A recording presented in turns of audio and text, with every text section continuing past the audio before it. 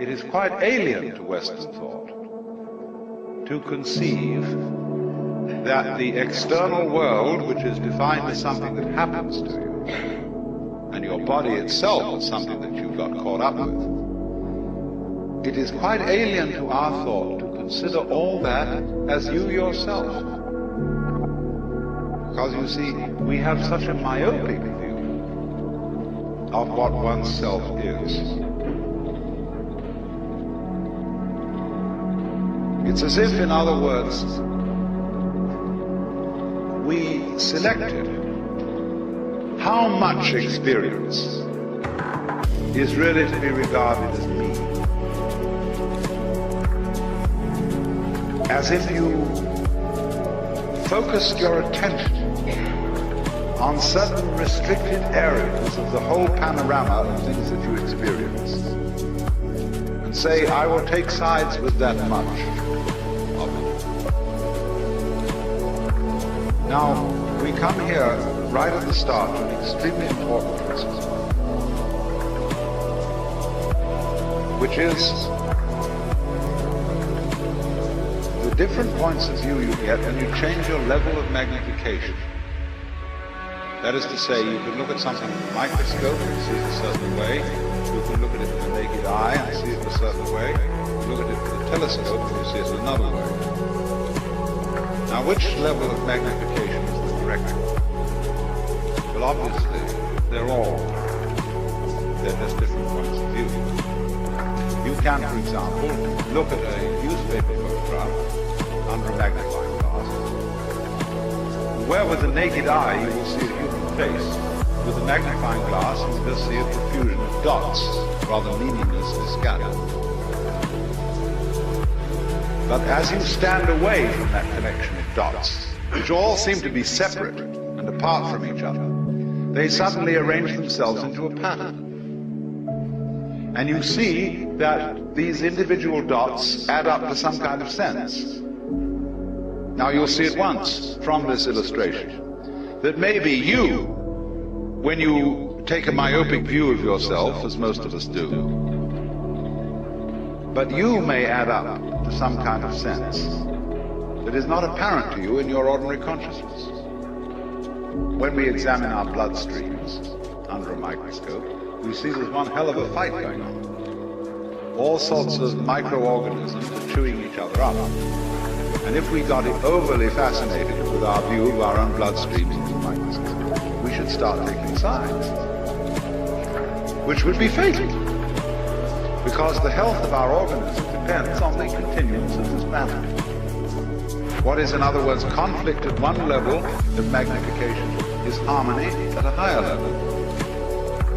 Now, could it possibly be, therefore, that we, with all our problems, conflicts, neuroses, sicknesses, political outrages, wars, tortures, and everything that goes on in human life, are a state of conflict which can be seen in a larger perspective as a situation of harmony?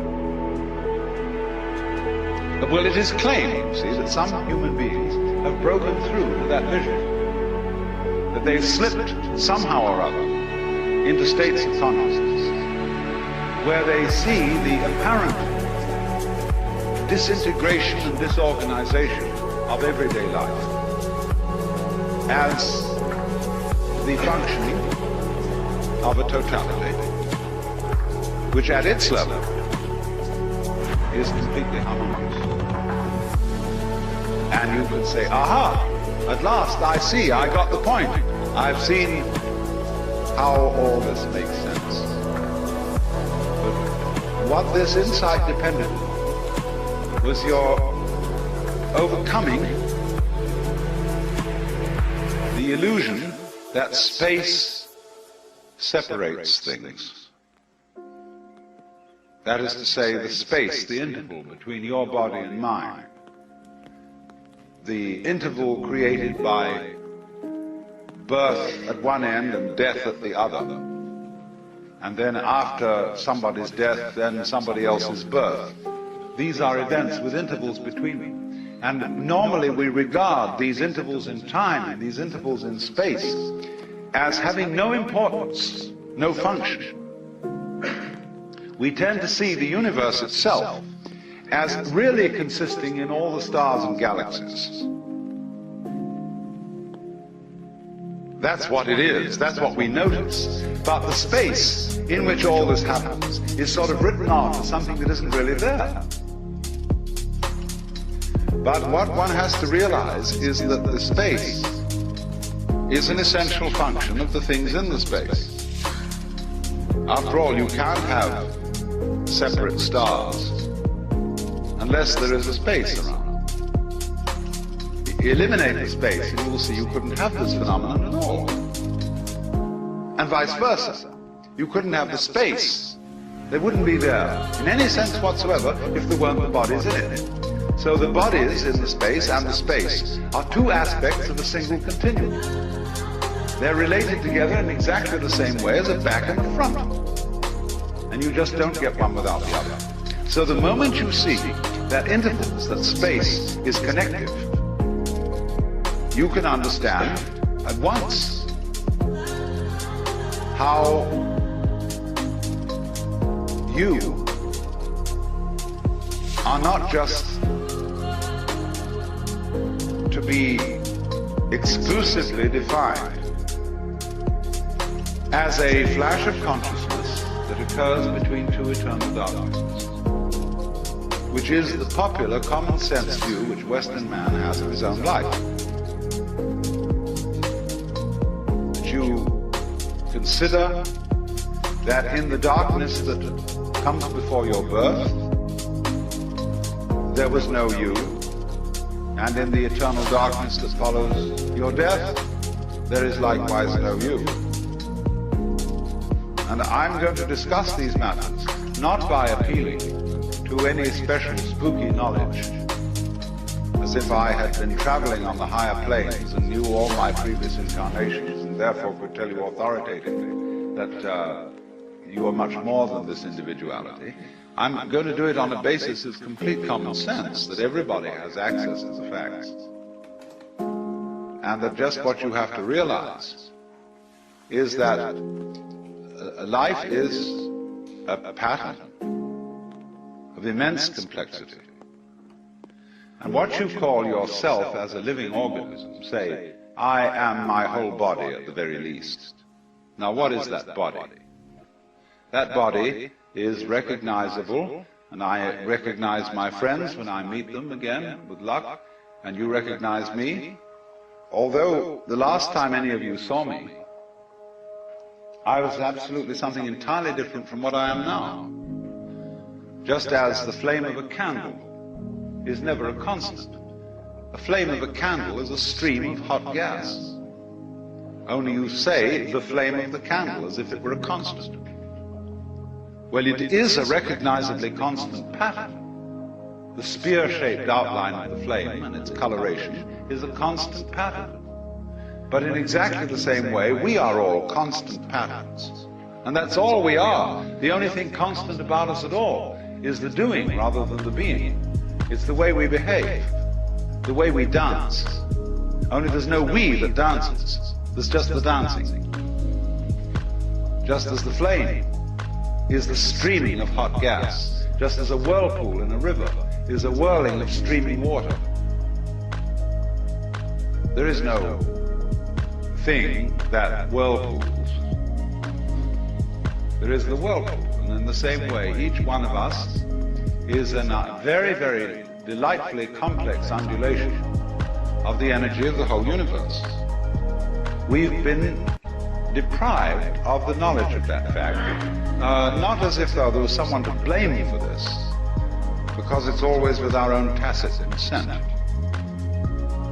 Because life is basically a game of hide and seek. Because life is pulsation, on and off. Here it is, and now it isn't. And by being this pulsation, we know it's there. See, you don't know what you mean by on unless you know what you mean by off. That's why when we want to awaken someone, we knock at the door. It's not enough to slam the door once with your fist and make a big noise, but you keep up a pulsation. because that by its on and offness attracts attention. All life, you see, is this flickering in and out. Only there are enormous rhythms in it. There are very fast flickering ins and outs, like the reaction of light upon our eyes, such that if I take a lighted cigarette in the dark and I spin it, you will see a circle of fire. Because the reflection of that cigarette tip on your retina lasts, it endures. Just in the same way as on a radar screen. An image stays a little while until it's revivified by another round. So in that way, you see, you notice continuity. And in the same way then, you notice the continuity of a light, because although, like say, with an arc lamp is actually a flickering light. And that's why they don't allow arc lights to be used in any shop where there's a circular saw moving. Because sometimes the flickering speed of the arc light so synchronizes with the turning speed of the teeth on the blade that the teeth look as if they're not moving. And so anybody who might put his hand on the blade would have it chopped off thinking it was a still one. So in this way, very fast impulses are looked upon as constant. And we see where there are fast impulses a solid thing. When you look at the blade of a propeller or an electric fan, the separated 4 or 3 blades become a solid disc, and you cannot throw an egg through it. Well, so in exactly the same way, you can't put your finger through a rock, because the rock is moving too fast for your finger to go through. That's the meaning of the whole phenomenon of hardness. Hardness in nature is immense energy, but acting in a very concentrated space, restricted space, but going to beat hell. That's why you can't get through it. Now, from those very tiny fast rhythms, which give us the impression of continuity, there are also in this universe immensely slow rhythms. And these are very difficult for us to keep track of. And they impress us and depress us as our own life and death, as our coming and going, which goes for what is to us such a slow pace that we can't possibly believe that it is really a rhythm. We think of it as our birth, as something quite unique that could never occur again, because we're so close to it, you see, and it's moving so slowly. And so with that point of view, we are, like Marshall McLuhan said, he borrowed a metaphor from me, which is that we are driving a car looking at the rear vision mirror. That means that the environment in which you believe yourself to exist is always a past one. It isn't the one you're actually in. The process of growth, the basic process of biology, is one in which lower orders are always being superseded by higher orders. But the lower order can never figure out, or only very rarely figure out, what the higher order is that's taking over. And may see it as a terrible threat, as total disaster, as the very end. But therefore can never be aware that the principle of growth always has and always will continue. Because that's what's going on. But you never know what the next step is going to be. Because if you did know, you wouldn't take it. Because it would already be past. Do you understand this? That any certainly known future is an event of which we can say, you've had it. And in that sense, it's past. When we play games, and we say in chess or in a bridge or whatever game you're playing, the outcome of the game becomes certain. We at that point cancel the game and begin a new one. Because the whole zest of the thing, which takes me back to the idea that this whole thing is a hide-and-seek game, is that you don't know what the next order coming up is. But one thing you can be sure of, it will be an order, and it will comprehend you. At the moment, we stand at a time in history where we're beginning to think of the great countdown on the end of the human race. Terrifying possibility that through atomic energy, we may obliterate this planet and turn the whole globe into a star. Maybe that's the way all the stars started. You sit on the seashore, and you hear the waves going in and out. And you don't stop to think. That's what you're doing. That's what the whole business is doing. And there are places where the wave mounts and mounts and it gets too big for its boots or whatever and it spills and breaks. We could do just that. But very important to realize that that's what you're doing, because then you don't get panicky about it. And the person who's going to press that button is the person who's going to be in panic.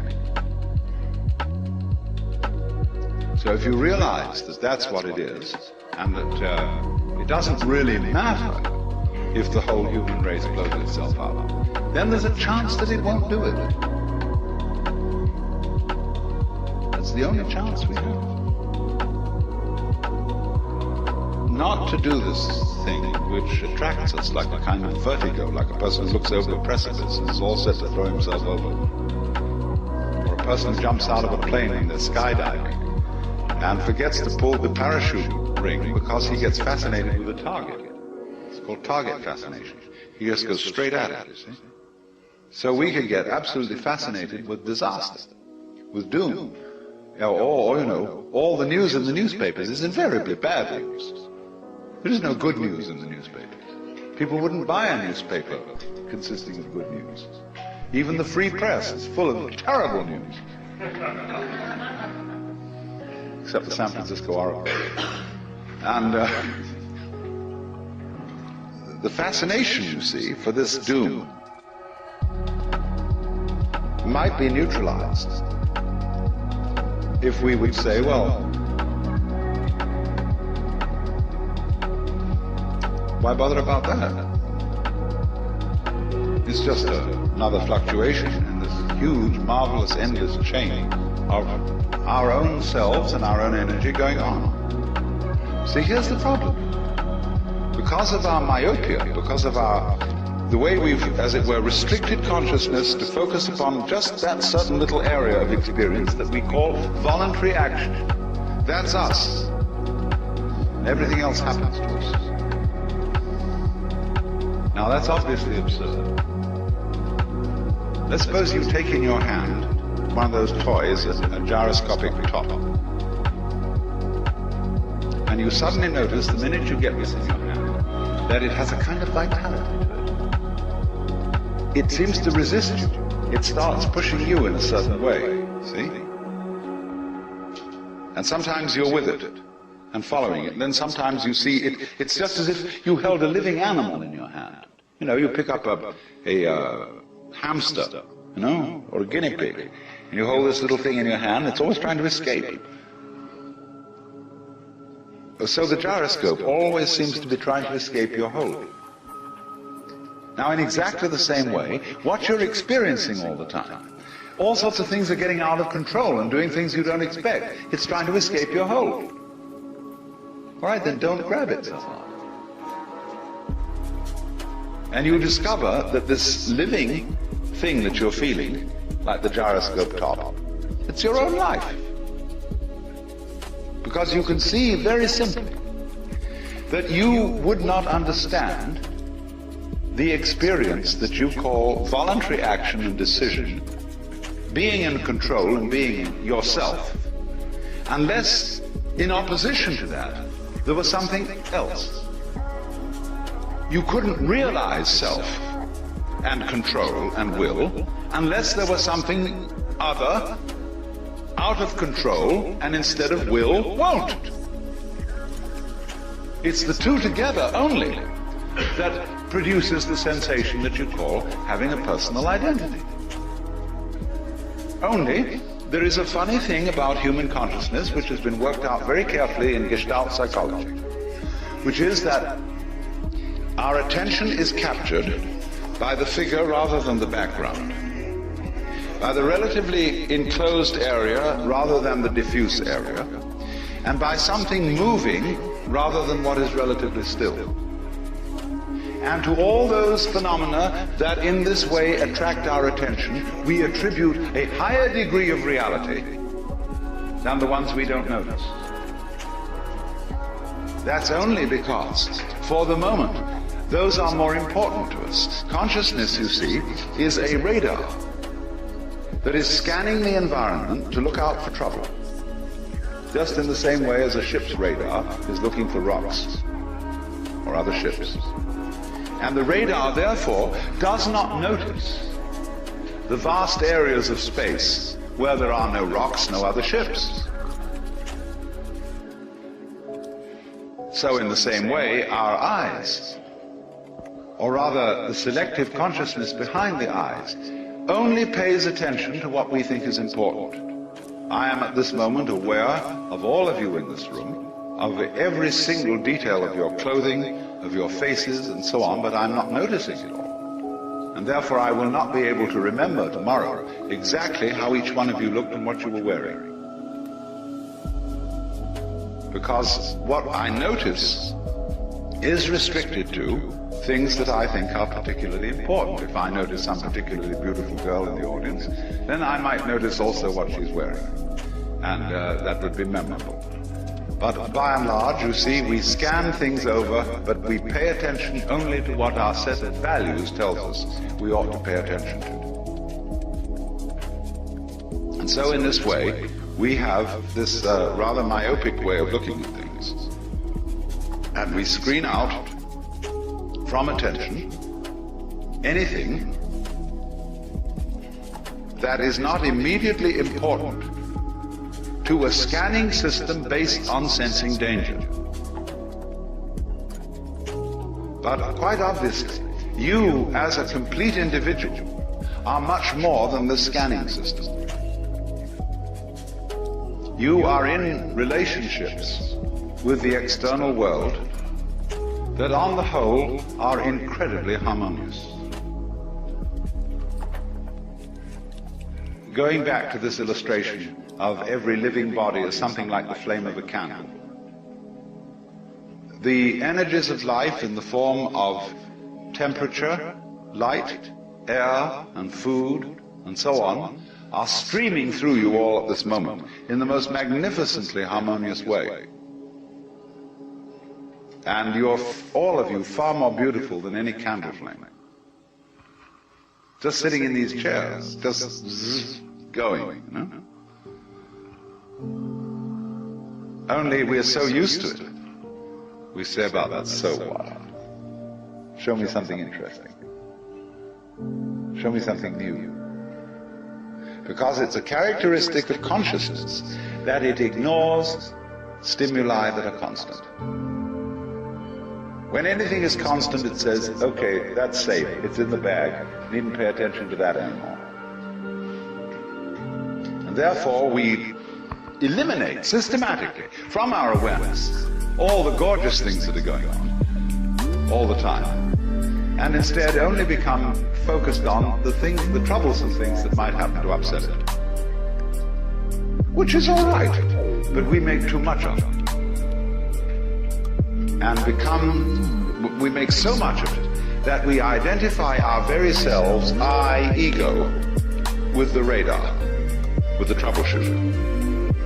And that's only a tiny fragment of one's total being. So that if you do become aware that you are not simply that scanning mechanism, but you are your complete organism, then very swiftly, in turn, as a consequence of that, you become aware that your organism is not the way you think about it when you look at it from the standpoint of conscious attention, from the standpoint of the ego.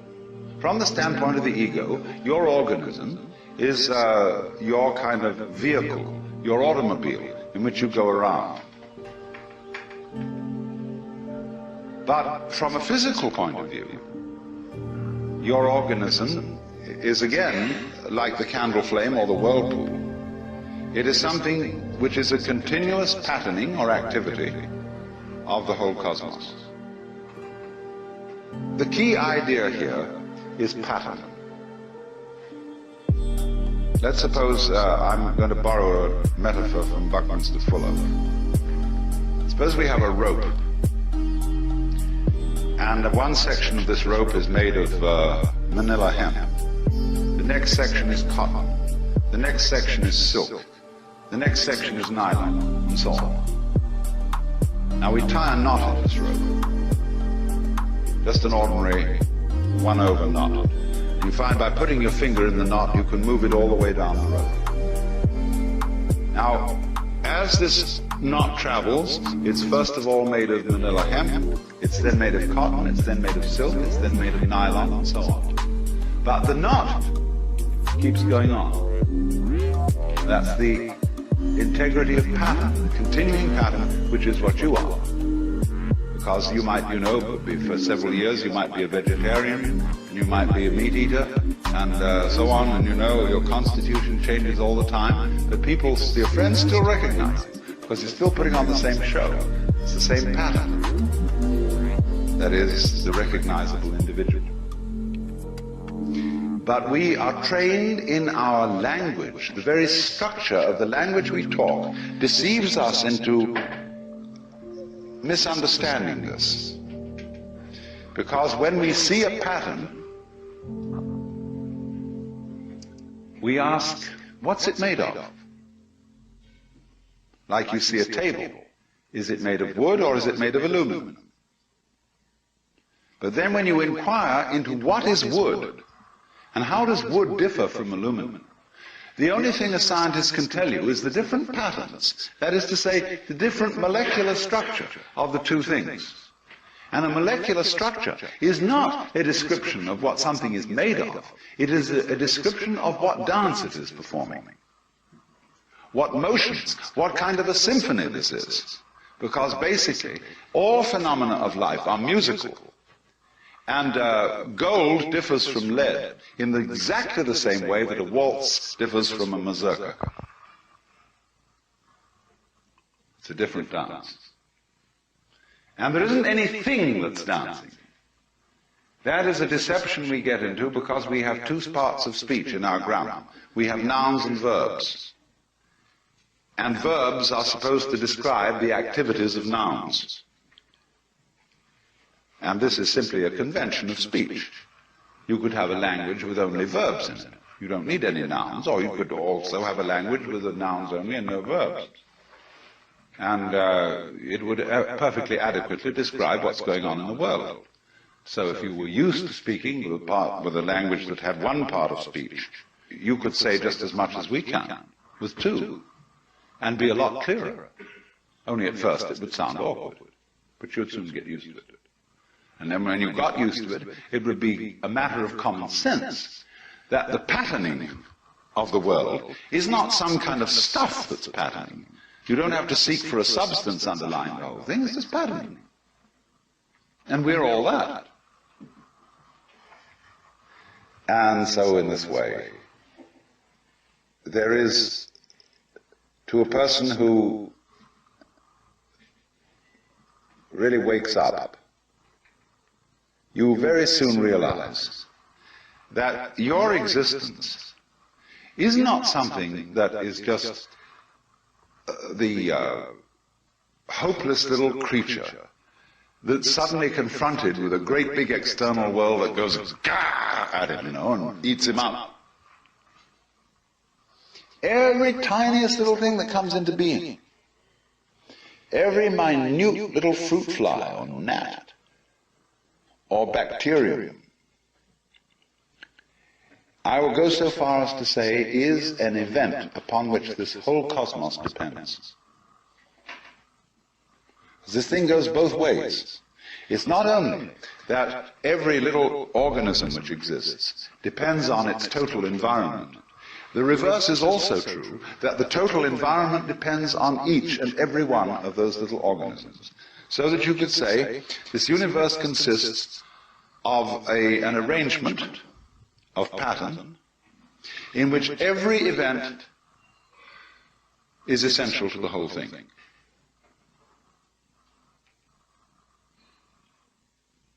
Now, we screen that idea out of our consciousness in exactly the same way that we screen out the perception of space as an important reality.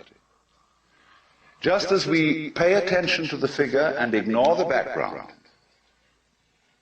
so we see one way of looking at things, namely that the organism is very frail against the environment. It lasts a long time, the environment, but the organism only lasts a short time. What do you mean the environment lasts a long time? What does the environment consist of? Just a lot of little things. And yet there is the environment just as the same way as there is the face in the newspaper photograph behind all those little dots. When you get far enough away from it, you see the face. When you get far enough away from all the organisms and the little bits of things, you see the environment in another scale of magnification. But actually, the whole thing is arranged in a polar system, where the enormous depends on the tiny, and the tiny depends on the enormous. And you get a relationship between these extremes, which can be called a transaction. That is to say, a transaction, when there's buying and selling, it's impossible to have buying without selling, and selling without buying. So you always, wherever you are looking at the general panorama of sensory experience, try switching. Try shifting your attention to all the things you thought were unimportant, to the constants, to the background, and begin looking at the spaces between people. All painters have to learn this, because especially if you're working in oils, you actually have to paint in the background. Weavers know this, because when they're making patterns in weaving, they've got to weave the background as well. Or if you do needlepoint with embroidery, think of the hours you spend putting in the background over the canvas in wool. And you become aware of it. Same way the people who made the great Oriental carpets. They're much more aware of the background as constituting an essential part of the total experience. So, as you become aware of this, you see the same thing that you notice in music, namely that it is only as a result of hearing the interval between tones that you hear any melody. If you don't hear the interval, you're tone deaf, and all notes are the same noise. All you hear is rhythm. You don't hear any melody. You've got to hear the interval. So then watch the intervals between people. The things that aren't said, the things that are tacit, the things that are implicit rather than explicit in all life. And then you begin to get connected. No, it's very important to have a connection in life. And to be in the know. And this is the way it fundamentally comes out. Of seeing the thing you forgot. You know, you can always bug people in a beautiful way, in a very helpful way, by just saying to them, what did you forget? Well, I don't know. What was I supposed to remember? Oh, I'm really not trying to put you on. I mean, it's not difficult. This is something completely obvious that you forgot. You'd easily remember it because it's so obvious. Well, that's the hardest thing in the world to think of. What's the most obvious thing I forgot? What's that? Well, who do you think you are? Well, how do you answer that question? Who are you? Well, you give a name. You say, I'm Joe Dokes, I'm Alan Watts. That's not true. That's what people told you. They put that name on you, and they taught you to identify with it and to behave as it was expected to behave. But that's not who you are. You know very well. Go back in your memory. Go back into your infancy before they started telling you this stuff. Who are you? And if you get with that, you'll know very well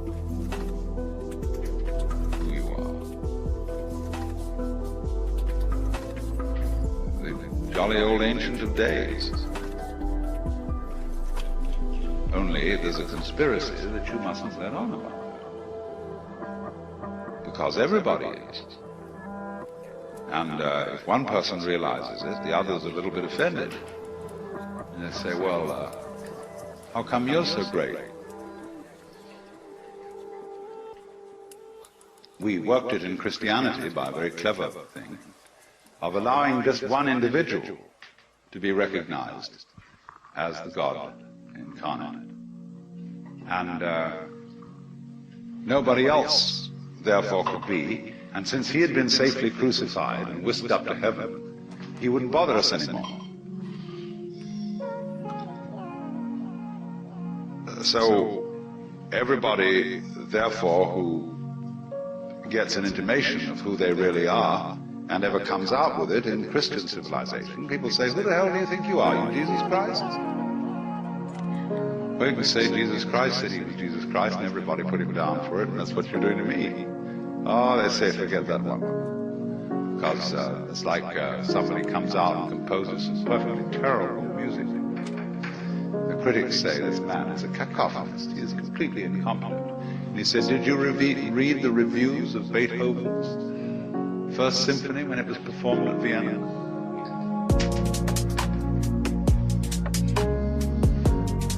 Now the thing is,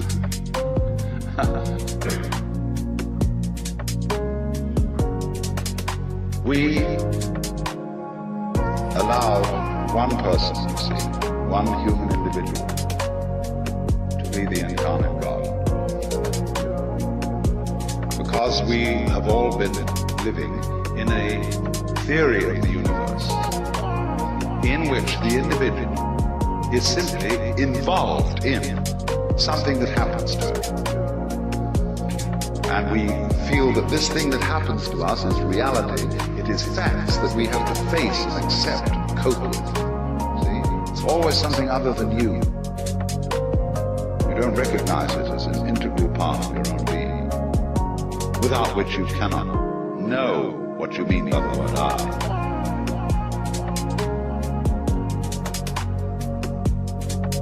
But in the truth of the matter is, though, that if you will face it out, every single one of us knows that that isn't true.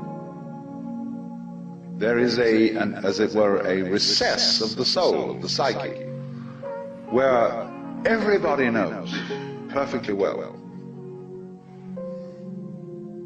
that you are not just this irresponsible little mouse that's been chucked down into this world, but that you are really doing this work. You're running it. Only you can't admit it just in the same way as you can't admit that you're responsible for the way your own heart beats.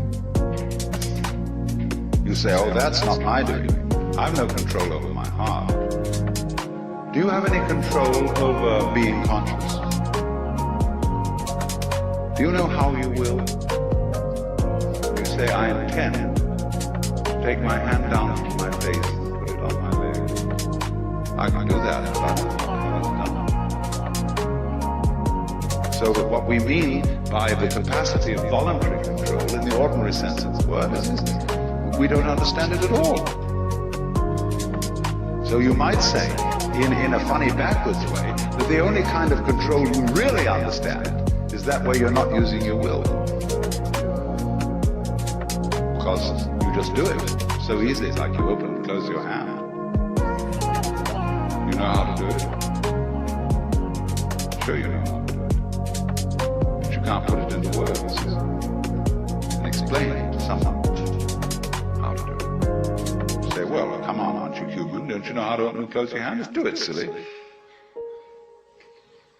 But we don't realize, you see, that just as we know how to do this, we know equally well how to turn the sun into light, how to blue the sky, how to blow the wind, how to wave the ocean, how to digest food, and I might add, to be digested by bacteria and transformed.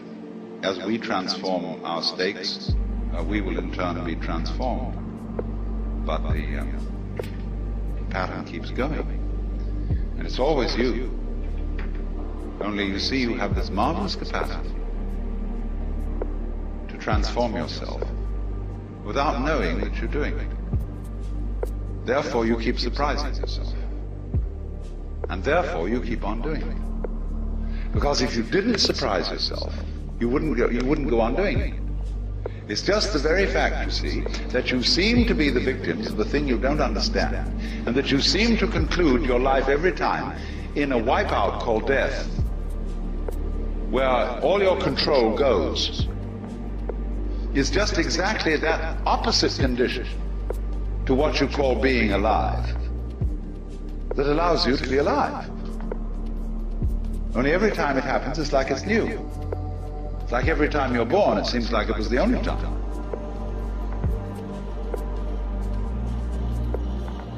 But of course, if it wasn't like that, you wouldn't do it. When Hindus and Buddhists use the word karma, the basic meaning of it is action, from the Sanskrit root kri, to do. And therefore there is some error in the common translation of karma as a law of cause and effect, or of cosmic retribution. As a man sows, so also shall he reap. Has a Western flavor, which is a little causal. The way the Buddha put it was slightly different. This arises, that becomes.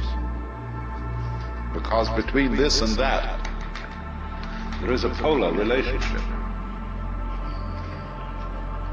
And the full explanation of karma in Buddhist philosophy is called pratitya samutpada, which means the interdependent origination of all the forms and phases of life. Pratitya samutpada.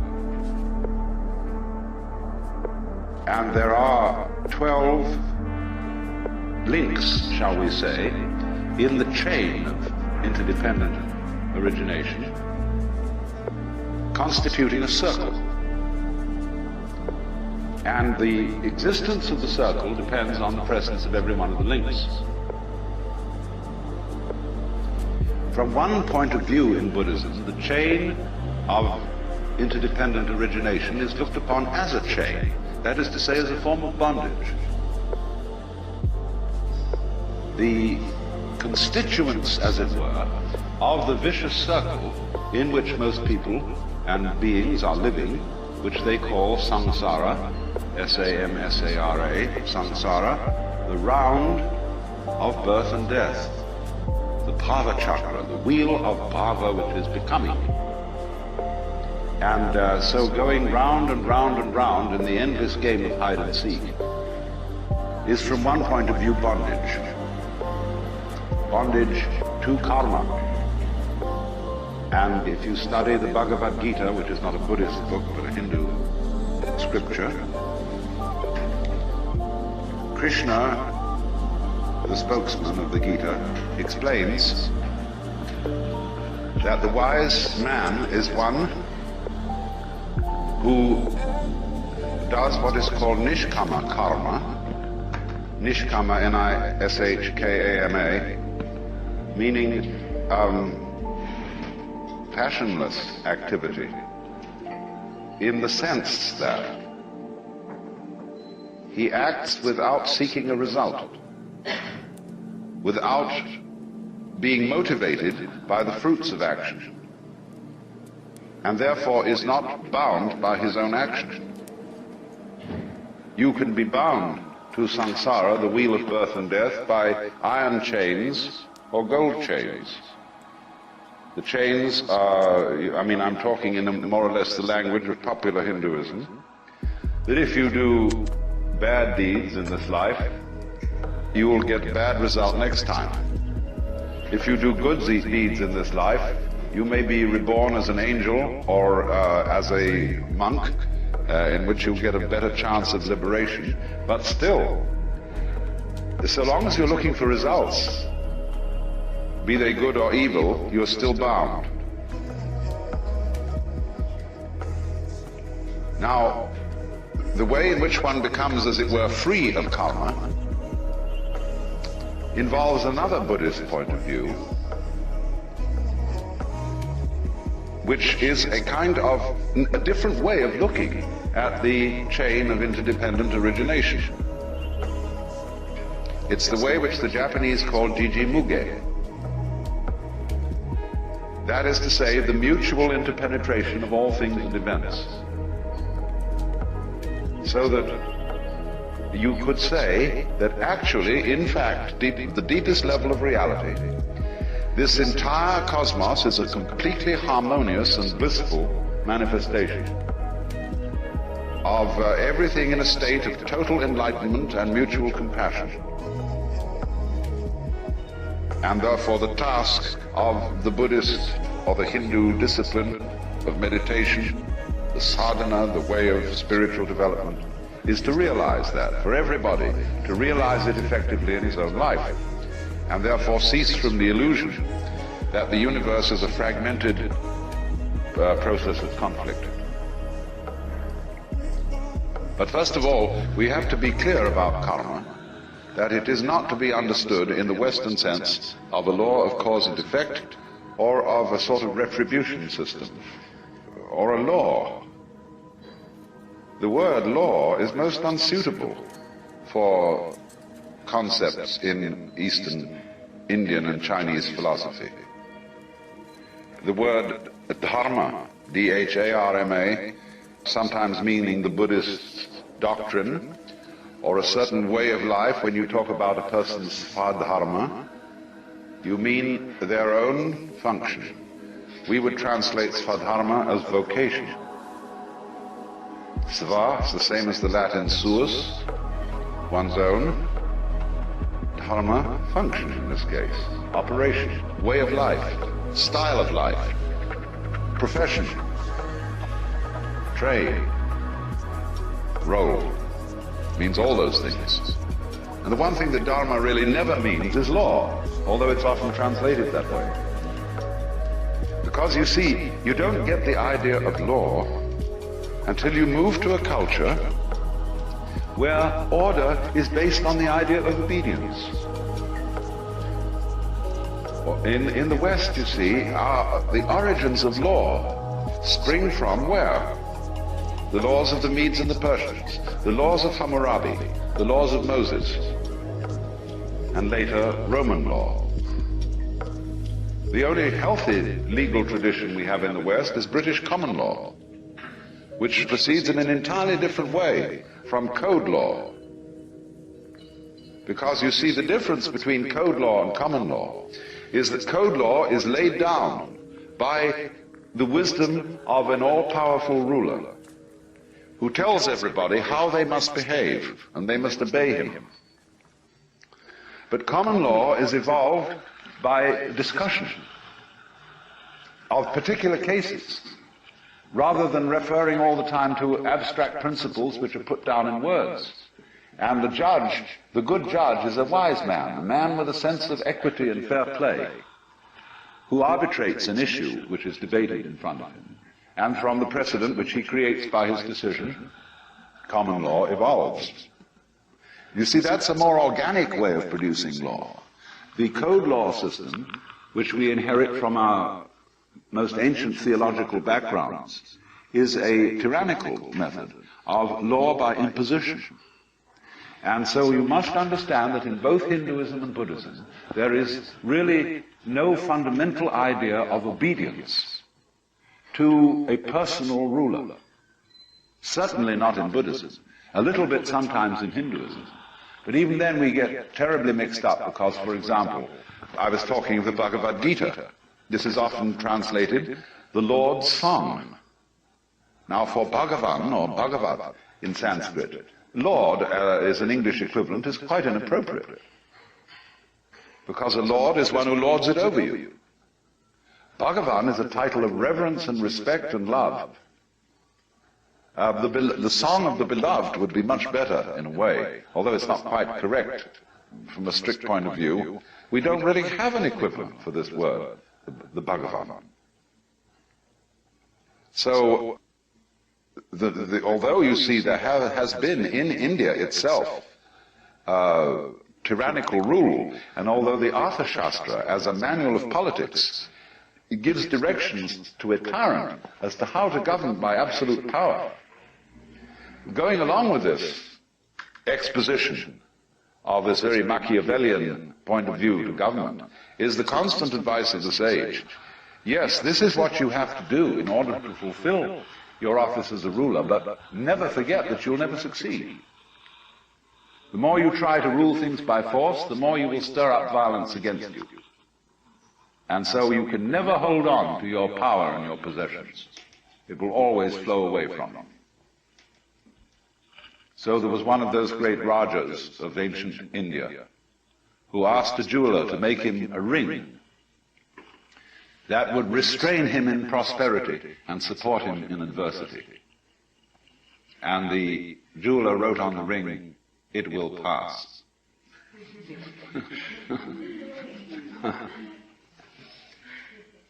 But when we come to the deep cosmological and metaphysical ideas, we don't have law in the Western sense, and therefore nature is not looked upon as something which is an orderly system because it is obeying a commandment.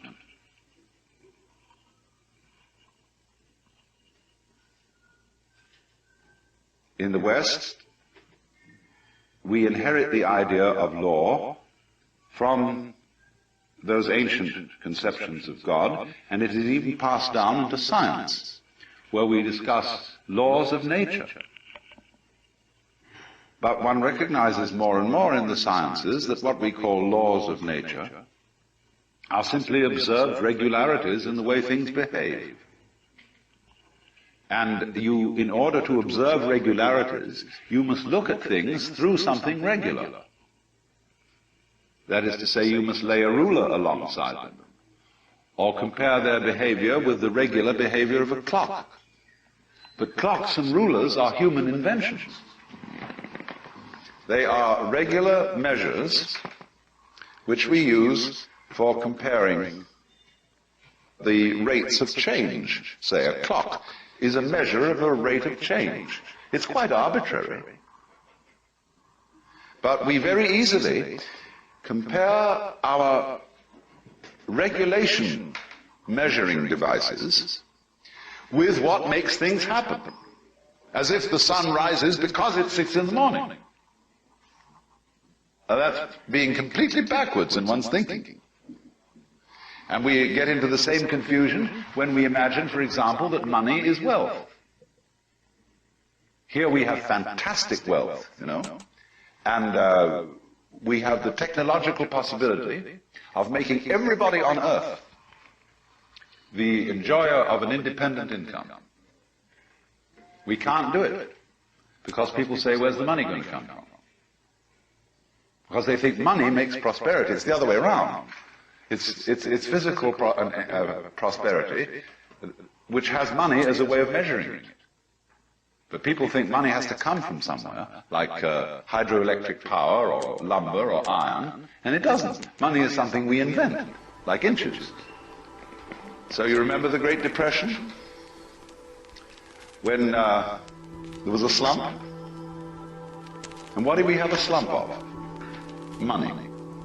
There was no less wealth, no less energy, no less raw materials than there were before, but it's like you came to work on building a house one day, and they said, sorry, you can't build this house today, no inches. What do you mean, no inches?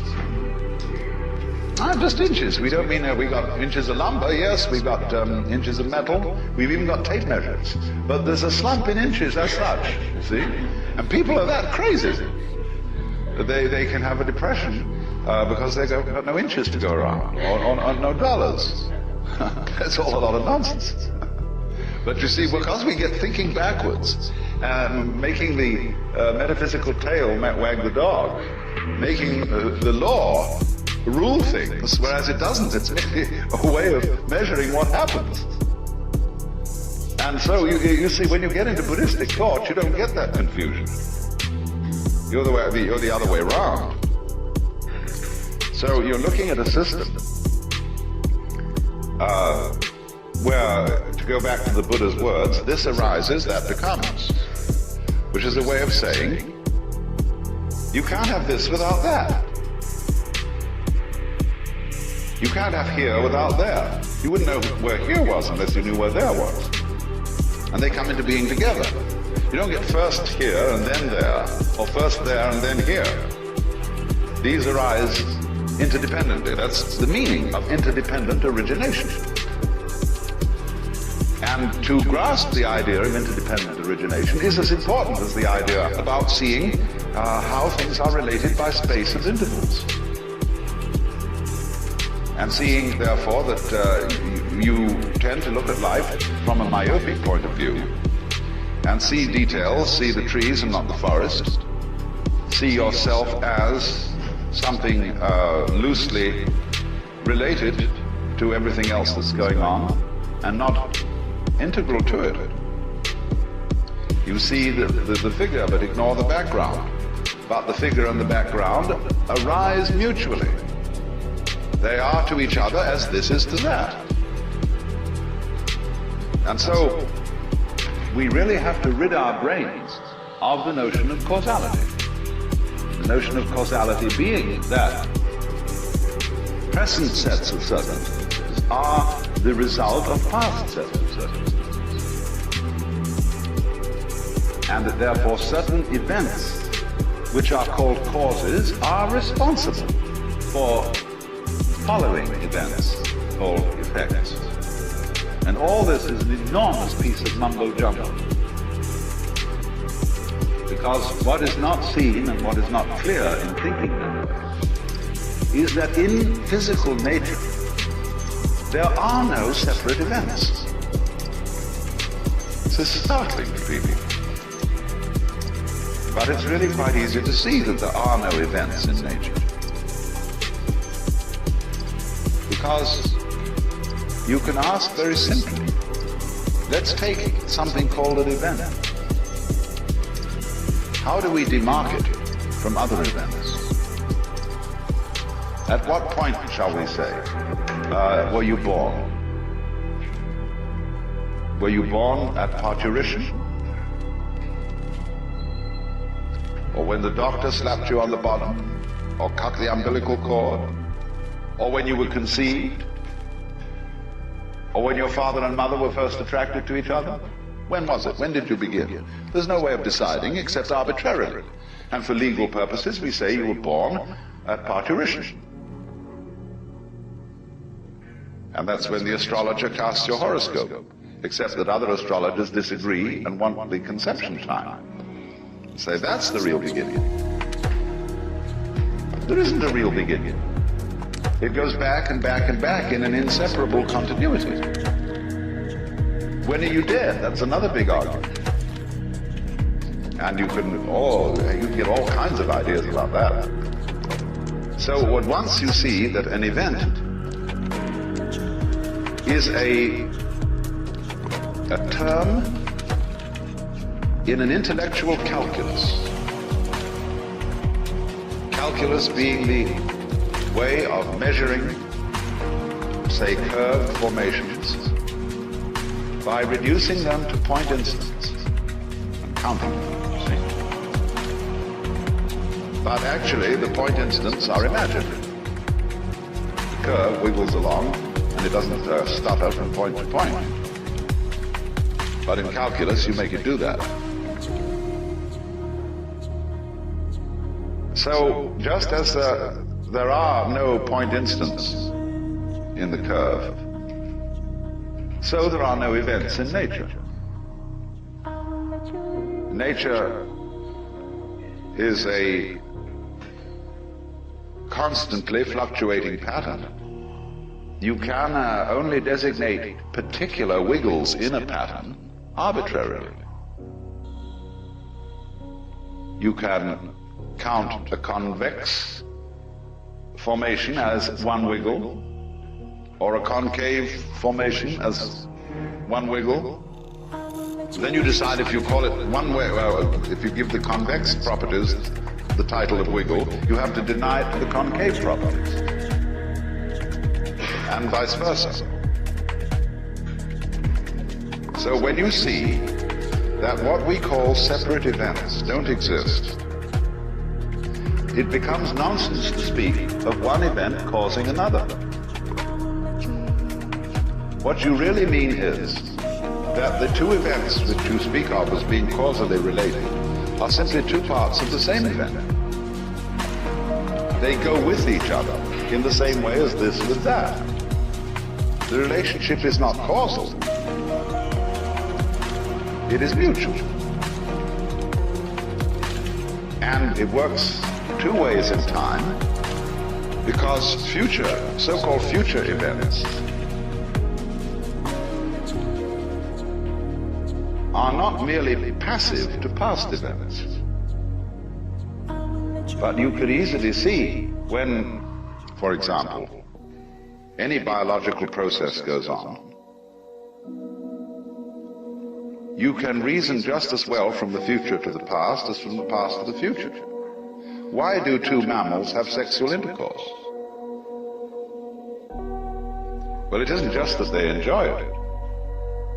It's also that they're a very complex system which does this because it makes babies.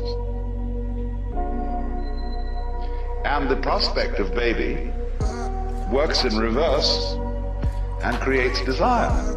You can reason that way, or it's silly, because the whole process is one. And when we speak humanly and purposively, I'm going downtown to buy groceries, then a future event could be said to be the cause of why you're now starting out to get into the car, buying groceries. And the difficulty we have in seeing this to be so is that we think in an either-or way, which is what is called dualism in Hindu Buddhist thought, and that liberation is being free from dualism. So when you think in an either-or way, you see the figures in the background as moving, and therefore being responsible for their actions.